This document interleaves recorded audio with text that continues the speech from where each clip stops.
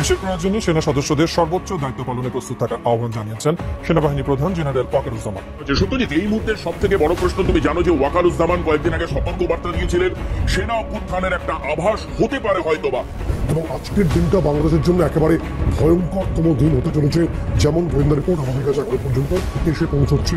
General Waker, আপনি নিচে বিভিন্ন অপরাধ পাছা বাঁচানোর জন্য এবং ভারতের স্বার্থ রক্ষার জন্য আপনি একটা কাজ করে যাচ্ছেন। তাদের একমাত্র টার্গেট হচ্ছে দেশের পরিস্থিতিকে এতটাই খারাপ পর্যায়ে নিয়ে যাওয়া যেন দেশের মানুষ আস্থা হারিয়ে শেষ পর্যন্ত রাস্তায় নামে এবং সরকারকে উৎখাত করার পায়তারায় নেমে যায়, অথবা সরকার বাধ্য হয়ে 2008 সালের মতো একটা নির্বাচন দিয়ে দেশ ছেড়ে পালিয়ে যায়, যেমনটা পালিয়েছিলেন মইনুল আহমেদ সরকারও। ঠিক সেই জিনিসটাই তারা চাচ্ছে, যে কোনো একটা সরকারকে এখানে ক্ষমতায় নিয়ে আসা, হোক সেটা বিএনপি হোক, জামাত কিংবা হোক অন্য কোনো দল, যাদেরকে ক্ষমতায় নিয়ে আসার পর তারা মূলত পরবর্তী পার্টি আরও একবার আন্দোলনে যাবে এবং সেই আন্দোলনে ওই সরকারকে পতন করে নিজেরা আরও একবার ক্ষমতা দখলের চেষ্টা করে যাবে এবং সেই মাফিক কাজ করে যাচ্ছে।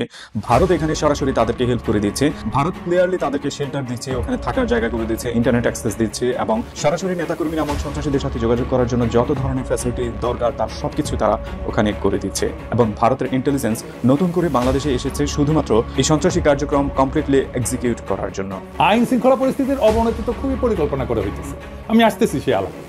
এখন দেখেন, এই যে বিএনপি সংস্কার চায়, আওয়ামী লীগ নিষিদ্ধ চায় না, ইসকন নিষিদ্ধ চায় না, ছাত্র সংসদ নির্বাচন চায় না, স্থানীয় সরকার নির্বাচন চায় না, প্রথম আলো ডেইলি স্টারকে রক্ষা করতে চায়, আর চায় শুধু নির্বাচন। চায় কি? একটা জিনিস চায়, শুধু নির্বাচন, যেন প্রফেসর ইউনূস চলে।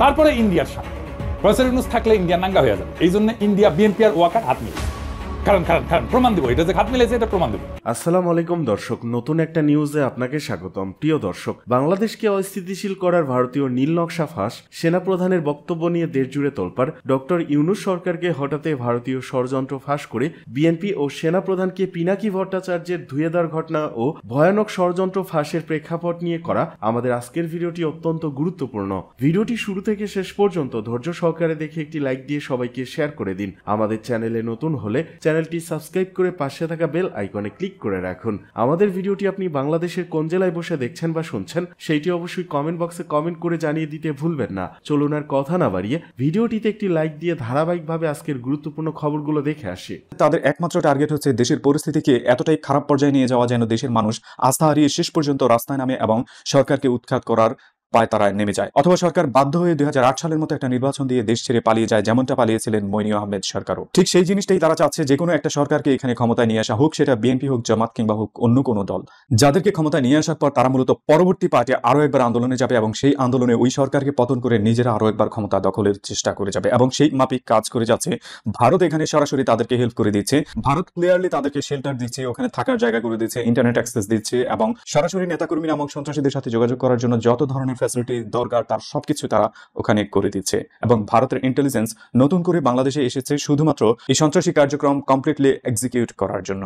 ভারতের রয়ের সেই সন্ত্রাসী কার্যক্রম কানাডা থেকে ইউএসএ কিংবা ইউরোপ থেকে এশিয়া, এমন কোনো প্রান্ত নেই যেখানে তারা এই হত্যার মতো ন্যাক্কারজনক কাজ করেনি। এর মধ্যে এই অপরাধকে যদি নতুন করে আরেকবার বিশ্লেষণ করেন তাহলে আপনি খুঁজে পাবেন এই অপরাধের ক্ষেত্রে সবচেয়ে বেশি ব্যবহার করা হচ্ছে আন্ডার এজ কিশোরদের, যাদের বয়স এখনো 18 হয়নি কিংবা 18-র নিচে রয়েছে, তাদেরকেই সেই কাজে ব্যবহার করা হচ্ছে এবং তাদেরকে দিয়ে এত বিশাল বিশাল অপরাধ করে যাচ্ছে যে অপরাধের সত্যিকার অর্থে বিচার করাও অনেক কঠিন।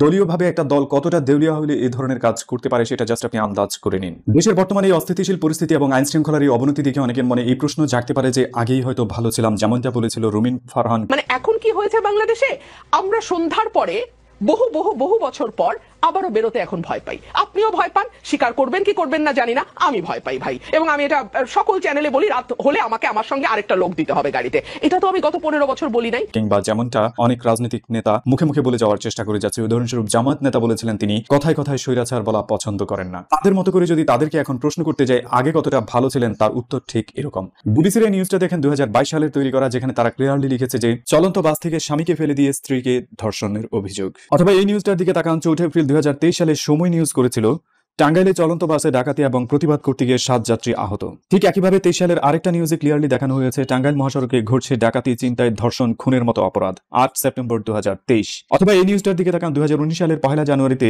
ডেইলি স্টার পাবলিশ করেছিল ধানের শীষে ভোট না দেওয়ায় 4 সন্তানের মাকে আওয়ামী লীগ কর্মীদের গণধর্ষণ। 24 জানুয়ারি 2024 দেশ রূপান্তর নিউজ করেছিল 2023 সালের এক বছরে 634 ডাকাত গ্রেপ্তার। 2023 জুনে ঠিক এই নিউজটা এসেছে, যেখানে ক্লিয়ারলি বলা হয়েছে মধ্যপ্রাচ্যে হাত পা বেঁধে ডাকাতি এবং মামলা। অথবা এটা দেখেন আপনার গা শিউরে উঠবে। 2023 সালের অক্টোবরে যেটা পাবলিশ হয়েছিল সেখানে ক্লিয়ারলি বলা হয়েছে সময় নিউজে 9 মাসে 476 নারীর ধর্ষণ, 391 জন নির্যাতন। এই নিউজগুলো আমি কালেক্ট করার জন্য 2019 থেকে 2023 পর্যন্ত সার্চ করেছি এবং যা খুঁজে পেয়েছি তা আপনাদেরকে দিয়েছি। কিন্তু তারও আগে যদি চলে যান 2015, 2012, 11 থেকে শুরু করে এর আগে অথবা পরে, তাহলে আপনি এই ধরনের অসংখ্য নিউজ খুঁজে পাবেন যেটা সত্যিকার অর্থে আপনাকে নাড়া দেবে যে আমরা আসলে কোন রাজধানীতে বসবাস করে যাচ্ছিলাম। দেশের আইন শৃঙ্খলা পরিস্থিতি কিংবা অপরাধ কোনোভাবে আগে কখনো ভালো ছিল না, না এখন ভালো আছে। শুধুমাত্র ব্যবধান এইটুকুই, আগে কোনোভাবে আপনি সেটা বলতে পারতেন না, এখন বলতে পারছেন। রুমিন ফারহানের মতো থার্ড ক্লাস রাজনীতিবিদ যখন টিভি পর্দায় এসে বলে আমি আগে ভালো ছিলাম, তাহলে তাদেরকে এই প্রশ্নটা ক্লিয়ারলি করে দেন, আগে ভালো থাকলে এতগুলো নিউজ নিয়ে আগে কখনো টকশোতে কেন তিনি কথা বলতে পারেননি? জাস্ট ক্লিয়ার এভিডেন্স যে আগে আপনি ভালো ছিলেন না, শুধুমাত্র আগে কথা বলতে পারতেন না, এখন কথা বলতে পারছেন। আগে এগুলো প্রচার করা যেত না, এখন কথা বলা যাচ্ছে। That's it. আর কোনো ব্যবধান এখনো তৈরি হয়নি। শুধুমাত্র রাহাজানির মাত্রাটা কিছুটা এই মুহূর্তে বেড়েছে, যেটা উদ্দেশ্য প্রণোদিত একটা গোষ্ঠী 24 ঘন্টা ট্রাই করে যাচ্ছে দেশের অবস্থা খারাপ করে দেওয়ার জন্য, দেশকে প্রশ্নবিদ্ধ করার জন্য, ইন্টারন্যাশনাল মিডিয়ার সামনে দেশের ইমেজ নষ্ট করার জন্য, যেন খুব চাপে পড়ে দেশ শেষ পর্যন্ত একটা রাহাজানির নির্বাচন দিয়ে এখান থেকে ডক্টর ইউনূস পালিয়ে যান। এর বাইরে আর কোনো কিছুই চাচ্ছে না এবং এটাই তাদের মূল মোটিভ। ক্লিয়ারলি এই জিনিসগুলো আমার চেয়ে অনেক বেশি জানেন দেশের সিকিউরিটি নিয়ে এই মুহূর্তে যারা কাজ করে যাচ্ছেন, দেশের সেনাবাহিনী আমার চেয়ে অনেক বেশি জানেন, যার ফলশ্রুতিতে কদিন আগে আপনি সেনা প্রধানের এমন হুঁশিয়ারি উচ্চারণগুলো আপনি ক্লিয়ারলি দেখতে পেয়েছেন। তিনি যে হঠাৎ করে কোথাও থেকে এসে এই ধরনের কথা বলেছেন, ব্যাপারটা ঠিক একেবারেই এমন নয়, বরং তিনি অনেকগুলো বিষয়কে একটা স্পষ্ট বার্তা দিয়ে দিয়েছেন, যাতে অনেকের বিশাল স্বপ্ন ধূলিসাৎ হয়ে গেছে সেনা প্রধানের ওই বার্তায়। আবার অনেকে কাছে একটা প্রশ্নবিদ্ধ হয়ে গেছে যে পুরনো ইস্যু নিয়ে নতুন ইস্যুকে কেন্দ্র করে কিভাবে আগামীর দিনে দেশটা চলবে। আর এই জায়গায় সবচেয়ে বড় অংশে আসে ইনক্লুসিভ নির্বাচন শব্দটা, যে শব্দটা মূলত আওয়ামী লীগকে নতুন করে পুনর্বাসন করার একমাত্র ওয়ে, যেখানে ক্লিয়ারলি এটা বোঝানো হচ্ছে যে আওয়ামী লীগ যেন আগামীর নির্বাচনগুলোতে অংশগ্রহণ করতে পারে, আওয়ামী লীগকে যেন সেই রাইটস দেওয়া হয়। আওয়ামী লীগ যদি নির্বাচনে অংশগ্রহণ করে, আলটিমেটলি তারা সংসদ পর্যন্ত যাওয়ার একটা রাস্তা তৈরি হয়ে যাবে এবং এরপর যদি কোনো সরকার নির্বাচন করে ক্ষমতায় আসে, তাদেরকে দেশ ছাড়া করার জন্য, তাদেরকে এখান থেকে নামানোর জন্য যত ধরনের আয়োজন আছে সেটা আওয়ামী লীগ এবং ইন্ডিয়া ক্লিয়ারলি করবে। আর সেই ইনক্লুসিভ নির্বাচনের একটা দৃশ্য 1995 সালের নির্বাচনকে দেখেন, আপনি ক্লিয়ারলি বুঝতে পাবেন। সে সময় নির্বাচনে বিএনপি ক্ষমতায় গিয়েছিল, 3 মাসের মাথায় রিজাইন করে নতুন করে নির্বাচন দিতে হয়েছে এবং আওয়ামী লীগ সেটা কায়েম করেছিল এবং এবারও তারা সেটা করার চেষ্টা করে যাচ্ছে। যদি আমরা ক্লিয়ারলি এটা বুঝতে না পারি, তাহলে আগামীর দিনগুলোতে এই 24-এর অভ্যুত্থান বলেন আর রেভলিউশন বলেন, যা বলেন সবকিছু পর্যবসিত হবে। সো আলটিমেটলি আমাদেরকেই বুঝে নিতে হবে আমাদের কি করা উচিত, কি করা উচিত না। ভিডিওটি সম্পর্কে আপনার মূল্যবান মতামত জানান কমেন্ট সেকশনে। আইন শৃঙ্খলা পরিস্থিতির অবনতি তো খুবই পরিকল্পনা করে হইতেছে, আমি আসতেছি সেই আলাপে। এখন দেখেন, এই যে বিএনপি সংস্কার চায় না, আওয়ামী লীগ নিষিদ্ধ চায় না, ইসকন নিষিদ্ধ চায় না, ছাত্র সংসদ নির্বাচন চায় না, স্থানীয় সরকার নির্বাচন চায় না, প্রথম আলো ডেইলি স্টারকে রক্ষা করতে চায়, আর চায় শুধু নির্বাচন। চায় কি? একটা জিনিসই চায়, শুধু নির্বাচন, যেন প্রফেসর ইউনূস চলে যায়। তারপরে ইন্ডিয়ার শান্তি, প্রফেসর ইউনূস থাকলে ইন্ডিয়া নাঙ্গা হয়ে যাবে। এই জন্য ইন্ডিয়া বিএনপি আর ওয়াকার হাত মিলেছে। কারণ কারণ কারণ প্রমাণ দিব, এটা যে হাত মিলেছে এটা প্রমাণ দেবো। আর একটা কারণ আছে, কব বিএনপি কঠিন মাইন্ড করবে আর জামাত খুব খুশি হবে। কারণ হইতেছে বিএনপি প্রত্যেকদিন জনসমর্থন হারাইতেছে, আর জামাত প্রত্যেকদিন তার রাজনৈতিক অবস্থান মজবুত করতেছে আর তার সমর্থন বাড়তেছে। ছাত্র তরুণদের মধ্যে জামাতার শিবিরের জনপ্রিয়তা অবিশ্বাস্যভাবে বাড়ছে। বিএনপি ওয়ালারা মনে করতেছে যে মানুষ মার্কা দেখা ছাপ্পা দিবে, হ্যাঁ তা দিবে, কিন্তু কোন মার্কা দেখা ছাপ্পা দিবে সেটা জানেন না। দেখেছেন জামাতের লোকদের হাসি কান পর্যন্ত গেছে। বেশি হাসেন না, আপনাদের আবার পাংখা যেন না গজায়। আপনারা সরকারি দল হইলে আর আপনারা জালেম হয়ে উঠলে আমি তার বিরুদ্ধে দাঁড়াইবো। আজকে মাহমুদ ভাই ফোন দিছিলেন, তো উনি বললেন তোমার বাড়ি তো নর্থ বেঙ্গলে, জামাতের তো অবিশ্বাস্য জনপ্রিয়তা এই অঞ্চলে। আমার কথা না, মাহমুদ ভাইয়ের কথা। উনি মাঠের পালস খুব ভালো বুঝতে পারেন। বিএনপির পলিটিক্যাল ডিরেকশন যারা ঠিক করতেছেন তারা নিজেদের অবস্থান রিভিউ করেন। এবার আসেন আমরা দেখি কেন আপনাদের সাথে ইন্ডিয়ার ওয়াকার বরাবর হয়েছে বলে জনগণের মনে ধারণা জন্মাইছে। ওয়াকার রাওয়াতে বক্তব্য দেওয়ার 2 দিন আগে ও একটা বিএনপির নতুন থিঙ্ক ট্যাঙ্ক হয়েছে, উঠে গেছিল FSDS। এটা মিটিংয়ে গিয়ে পররাষ্ট্রনীতি নিয়ে কথা বলছে ও পররাষ্ট্রনীতির কি বুঝে।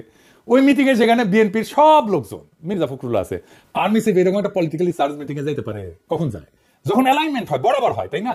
ওনার কি মিটিংয়ে যাওয়া উচিত হয়েছে? ফজলে ইলাহি আকবর এই হচ্ছে এই প্রতিষ্ঠানের প্রধান, সে বিএনপির আর্মি লবি দেখে। অভিযোগ আছে উনি আর্মির পারপিট্রেটর যারা এই সমস্ত গুম খুন করছে তাদের বাঁচানোর জন্য উদ্যোগ নিছেন। এই যে অফিসেও নাকি করেছেন, ডিওসিসে জমজমাট অফিস হয়েছে, শোনা যায় আর্মির সাথে কানেক্টেড আওয়ামী লীগের এক ব্যবসায়ী এই প্রতিষ্ঠানের ফান্ডিং এর সাথে যুক্ত। সত্য মিথ্যা জানি না। এর 2 দিন পরে রাওয়াতে বক্তব্য। এই বক্তব্য নিয়ে উৎসাহ দেখাইল কে? বিএনপি আর আওয়ামী লীগ, আর কেউ না। কি অবিশ্বাস্য ব্যাপার! ওয়াকার সাহেব তো চাকরিবিধি লঙ্ঘন করছে, বলে ডক্টর ইউনূস আমার সাথে একমত হয়েছে। শুনুন, আমি যতবারই ডক্টর ইউনূসের সাথে কথা বলেছি, he completely agrees with me. There should be free, fair and inclusive election, and that election should be within December or close to that. যেটা আমি প্রথমেই বলেছিলাম যে 18 মাসের মধ্যে একটা ইলেকশন। আরে বেটা তুই কে? ওয়ারেন্ট অফ প্রেসিডেন্সে 12 নম্বরে থেকে প্রফেসর ইউনূসে তুমি বলো যে আমার সাথে একমত হয়েছে, আর হাসিনা পলাইছে, তারপরে বলে মাননীয় প্রধানমন্ত্রী। শুনেন, মাননীয় প্রধানমন্ত্রী পদত্যাগ করেছেন এবং এখন একটা ইন্টারিম গভর্নমেন্ট ফর্ম করে আমরা আমাদের কার্যক্রম পরিচালনা করব। ওয়াকার দাবরানি দিছে, আর বাঙ্গো মিডল ক্লাস গিয়ে ওয়াকারের জয়ধ্বনি দেওয়া শুরু করছে। এটাই করে বাঙ্গো মিডল ক্লাস। দেখলাম পাবলিকে ফেসবুকে আমার গালাইতেছে, সার্চ পেয়ে ভাবছে ওয়াকারের কান্দে বন্দুক রেখে পিনাকে খেলে দিই। ওয়াকার দাবরানি শুধু আমার খান নাই, কোন কোন জায়গায় দাবরানি খেয়েছেন দেখেন, এবার দেখেন।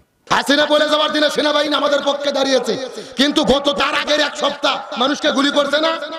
তাহলে আপনারা যে জনগণের বিরুদ্ধে দাঁড়িয়েছিলেন এর জন্য তো আপনি ক্ষমা চাননি। আজকে তিনি বলছেন কি যে সেনাবাহিনীতে পিলখানাতে সেনাবাহিনীদের হত্যা করছে ভিডিআর, এর বাইরে কোনো কথা নাই, কোনো মন্তব্য নাই। আমার প্রশ্ন, ভিডিআর যদি সেনাবাহিনীদের হত্যা করেই থাকে কেন করলো, কাদের ইশারায় করলো, কি স্বার্থে করলো, এটা কেন জাতির কাছে বলতেছেন না?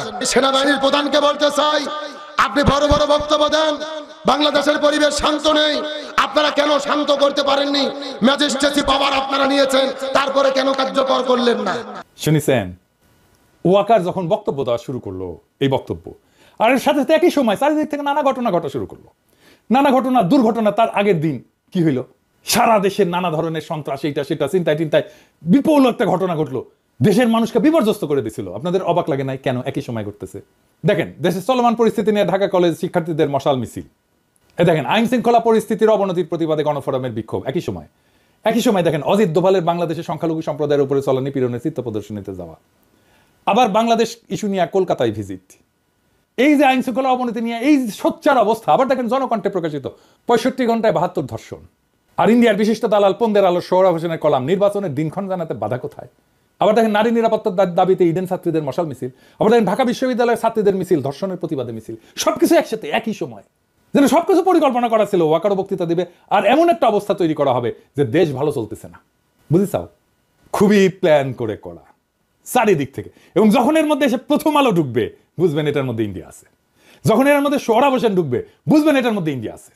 আবার দেখেন ভোকাবুলারি, মানে একই শব্দ তারা ইউজ করতে। দেখেন ওয়াকার বলে কাদা সুরাসুরি, মির্জা ফখরুল্লাহ বলে কাদা সুরাসুরি। স্ক্রিপ্ট একই জায়গা থেকে আসছে।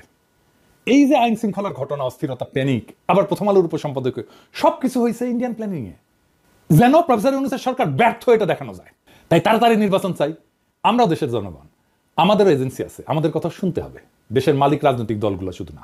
ফ্যাসিস্ট রাষ্ট্র কাঠামো রেখা কোন সংসদ নির্বাচন না, নতুন সংবিধান হাতে নিয়ে নির্বাচন হবে। সেই সংবিধানের অধীনে নির্বাচন হোক, গণপরিষদের নির্বাচন, ছাত্র সংসদ নির্বাচন হোক, স্থানীয় সরকার নির্বাচন হোক, সারা দেশ উৎসবের আমেজে গণতান্ত্রিক চর্চায় যুক্ত হোক।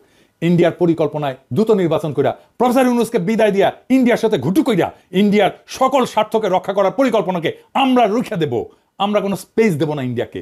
ইনকিলাব জিন্দাবাদ। এদিকে দৌড়ের উপর নৈশ ভোটে দোসর পুলিশ কর্মকর্তারা এখন দৌড়ের পড়াচ্ছেন আওয়ামী লীগ শাসন আমলে নির্বাচনের দায়িত্বে থাকা পুলিশ কর্মকর্তারা। তারাই ছিলেন গত সরকারের আমলে পুলিশের সবচেয়ে দাপুটে কর্তা ব্যক্তি। গত মঙ্গলবার এ ধরনের 82 পুলিশ কর্মকর্তাকে ওএসডি করার পর এখন তাদের অর্জিত অবৈধ সম্পদের বিষয়ে অনুসন্ধান করতে যাচ্ছে দুর্নীতি দমন কমিশন দুদক। সম্প্রতি এ বিষয়ে পত্র দিয়েছে স্বরাষ্ট্র মন্ত্রণালয়ের জননিরাপত্তা বিভাগ। শিগগিরই অনুসন্ধান শুরু হবে। তবে বিষয়টি নিয়ে স্বরাষ্ট্র মন্ত্রণালয় বা দুদকের কোনো দায়িত্বশীল কর্মকর্তা নাম প্রকাশ করে কথা বলতে রাজি হননি। স্বরাষ্ট্র মন্ত্রণালয় পৃথক 3টি প্রজ্ঞাপনে 82 কর্মকর্তাকে বিশেষ ভারপ্রাপ্ত কর্মকর্তা বা ওএসডি করা হয়। 82 কর্মকর্তার মধ্যে একজন অতিরিক্ত আইজিপি, 13 জন ডিআইজি, 39 জন অতিরিক্ত ডিআইজি ও 19 জন পুলিশ সুপার পদমর্যাদার কর্মকর্তা রয়েছেন। আদেশে ওএসডির কারণ সম্পর্কে আনুষ্ঠানিকভাবে কিছু জানানো হয়নি। তবে একটি সূত্র জানায় এই 82 জন কর্মকর্তা 2018 সালে বিতর্কিত জাতীয় সংসদ নির্বাচনে দায়িত্ব পালন করেন।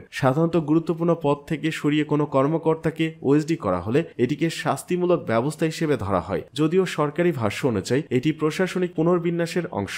দেশের ইতিহাসে একযোগে এত বেশি সংখ্যক পুলিশ কর্মকর্তার একযোগে ওএসডি করার ঘটনা এবারই প্রথম। এর আগে গত 21 ফেব্রুয়ারি ভেরিফাইড ফেসবুক পেজে এক স্ট্যাটাসে স্থানীয় সরকার, পল্লী উন্নয়ন ও সমবায় উপদেষ্টা আসিফ মাহমুদ সজীব ভুইয়া বলেন, আওয়ামী লীগের সময় 2018 সালে নির্বাচনে দেশের 64 জেলার দায়িত্বে থাকা পুলিশ সুপারদের ওএসডি করা ও বাধ্যতামূলক অবসরে পাঠানো হবে। এর আগে 10ম জাতীয় সংসদ নির্বাচনে পুলিশ ও র্যাবের হয়ে দায়িত্ব পালন করা 103 কর্মকর্তার পদক প্রত্যাহার করে সরকার। পুলিশের সাবেক আইজি বেনজির আহমেদ, চৌধুরী আব্দুল্লাহ আল মামুন, ঢাকা মহানগর পুলিশের সাবেক কমিশনার আসাদুজ্জামান মিয়ার পাশাপাশি একসময় র্যাবে দায়িত্ব পালন করা কয়েকজন সেনা কর্মকর্তার নামও রয়েছে এই তালিকায়।